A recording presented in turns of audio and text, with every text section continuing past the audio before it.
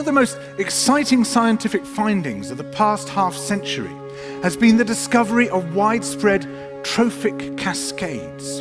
A trophic cascade is an ecological process which starts at the top of the food chain and tumbles all the way down to the bottom.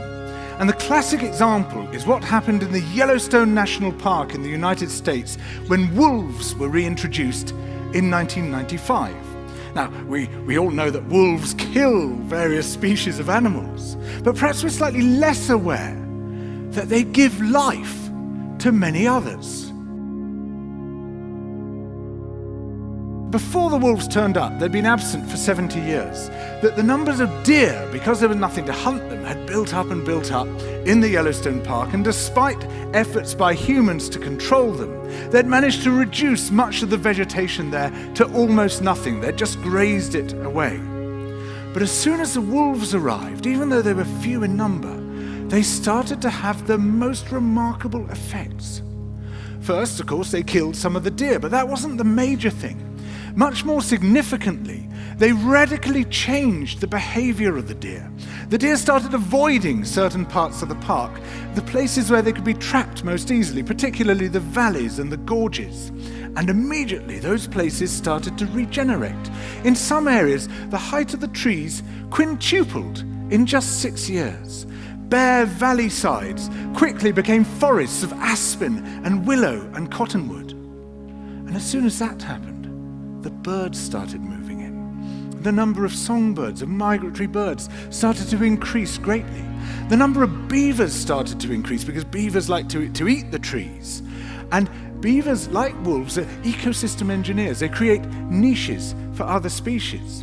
And the dams they built in the rivers provided habitats for otters and muskrats and ducks and fish and reptiles and amphibians. The wolves killed coyotes, and as a result of that, the number of rabbits and mice began to rise, which meant more hawks, more weasels, more foxes, more badgers. Ravens and bald eagles came down to feed on the carrion that the wolves had left. Bears fed on it too, and their population began to rise as well, partly also because there were more berries growing on the regenerating shrubs.